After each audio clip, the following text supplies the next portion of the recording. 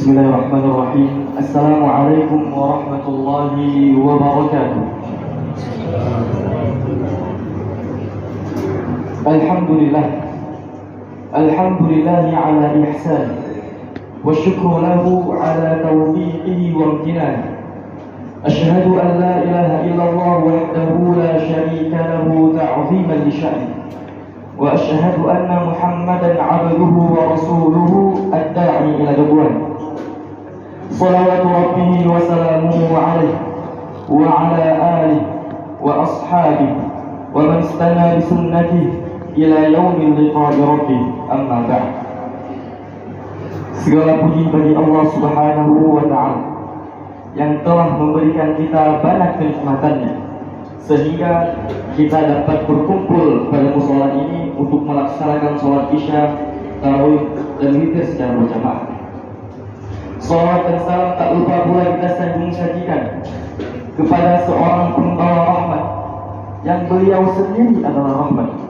Beliau adalah baginda Nabi Muhammad sallallahu alaihi wasallam. Jemaah yang dirahmati oleh Allah Subhanahu wa ta'ala. Ada satu jenis manusia yang ketika di dunia amal ibadahnya rajin, amal kebaikannya rajin, sedekahnya rajin, baca Qur'annya rajin. Akan tetapi ketika di akhir kelak, di hari kiamat kelak, dia termasuk ke dalam orang-orang yang Allah lemparkan ke dalam api neraka. Lantas siapa orang tersebut?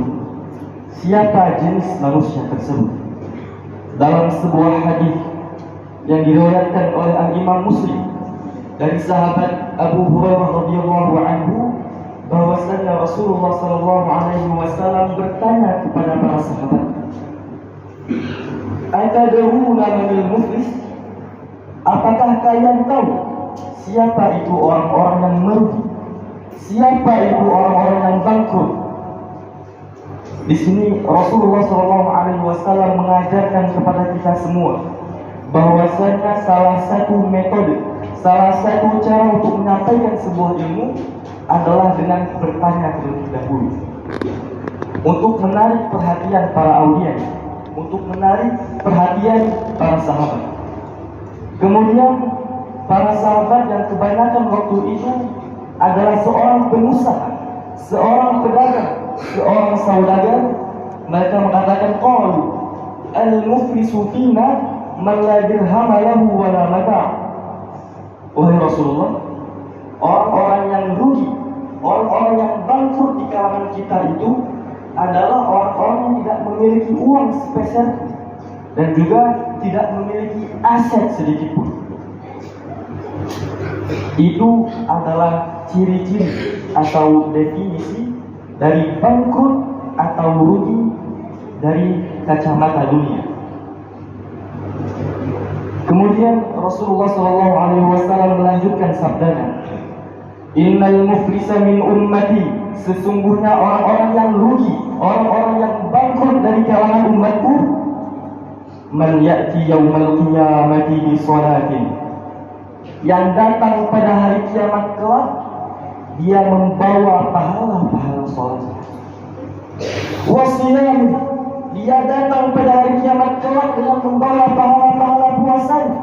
Wazakatin, datang pada hari kiamat kelak dengan membawa pahala-pahala zakatnya. Dia datang pada hari kiamat kelak dengan membawa begitu banyak pahala.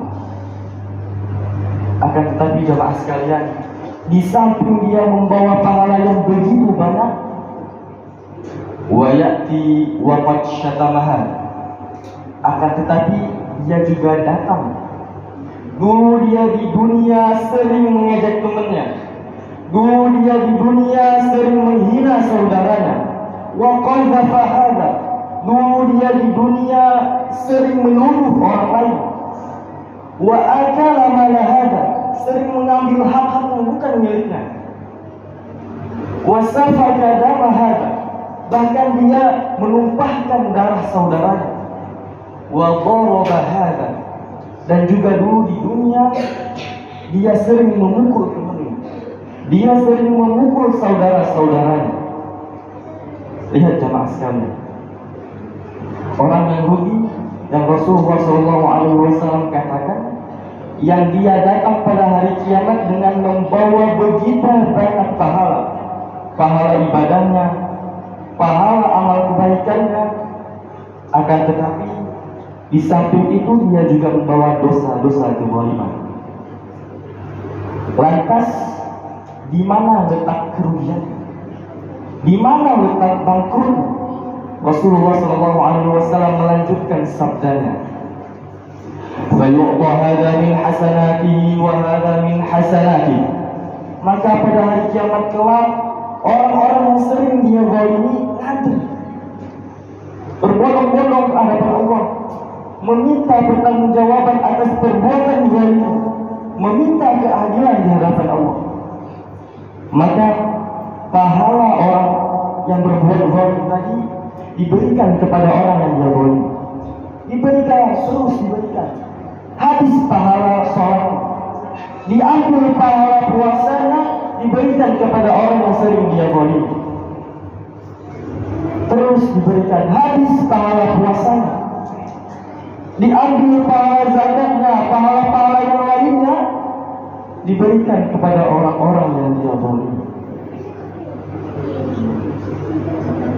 Apakah sudah cukup sampai di sini? Apakah kebangkrutannya sudah cukup sampai di sini? Rasulullah SAW melanjutkan sabdanya, "Fa in faniyat hasanatuhu qabla an yuqda ma 'alayhi." Apabila pahala-pahalanya sudah habis, akan tetapi yang ngantri minta pertanggungjawaban masih banyak, yang ngantri minta keadilan begitu masih banyak. Ukhidha min khotoyahum faturihat alaihi. Maka diambil dosa-dosa, diambil keburukan orang-orang yang dia zalimi, diberikan kepada dia.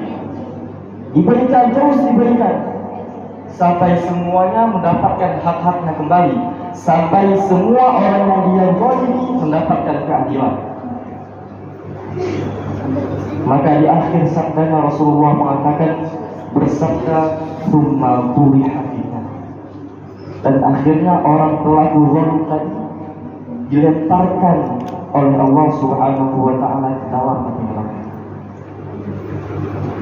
Jamaah yang dirahmati oleh Allah Subhanahu wa taala, lihat betapa rugi, betapa bangkrutnya orang tersebut. Awalnya datang dengan membawa pahala yang begitu banyak, pahala-pahala yang diterima oleh Allah, amal-amal kebaikan, amal-amal ibadah yang menjadi pahala di hari akhirat. Akan tetapi karena perbuatan zalimnya kepada saudara-saudaranya, kepada orang lain, kepada teman-temannya, maka pahala yang begitu banyak, pahala yang diterima oleh Allah Subhanahu wa taala habis untuk membayar keadilan kepada orang yang dia zalim. Bahkan ketika semua pahalanya sudah habis, diambil dosa-dosa orang yang sering dia zalimi, diberikan kepada pelaku zalim tersebut, sehingga yang awalnya dia membawa pahala begitu banyak, akhirnya dia malah menanggung dosa-dosa orang lain.